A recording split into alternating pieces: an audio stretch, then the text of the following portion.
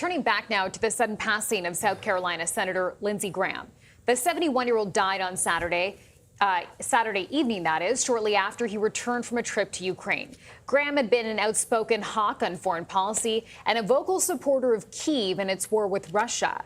Earlier on CBS Mornings, Republican Senator Tim Scott spoke about the late senator's advocacy for Ukraine. He believed that America had a responsibility to solve problems here at home, but around the world. And so the Ukraine conflict there, he had spent at least 10 visits to Ukraine because he wanted to save as many lives as humanly possible. He wanted to stop the aggression of Russia. He wanted us to resource Ukraine and make sure that as quickly as possible that the resolution would come to the table.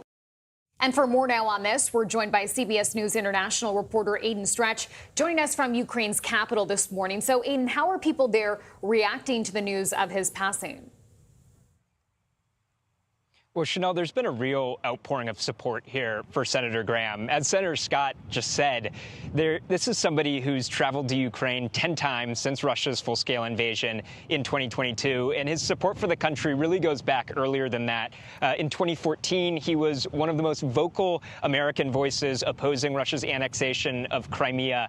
President Zelenskyy said this week in a public post that he was deeply saddened by the loss. He called Graham a true defender of freedom. And his last public remarks took place here in Kyiv during a visit on Friday, during which he said that legislation that would impose harsher sanctions on purchases of Russian oil and gas would finally come through. He had gotten President Trump's blessing. So in addition to there being outpouring support for Senator Graham here, there's also hope that his legacy, this bill, will continue to move forward without him.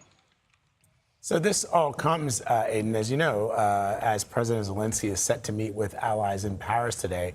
What is Zelenskyy looking to get out of today's talks?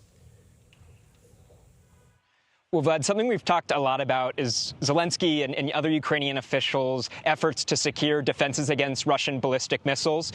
We heard from President Trump last week that the U.S. would offer licenses to build Patriot interceptors here, which defend against those missiles. But if you were to take all of the interceptors that now exist in the world and match them up against the number of ballistic missiles that Russia has, there still wouldn't be enough Patriots worldwide to defend against them. So one thing Zelenskyy has made a priority is building with European partners, including France, cheaper alternatives to these ballistic interceptors. That's on his agenda today with President Macron, and we'll see what progress comes out of it.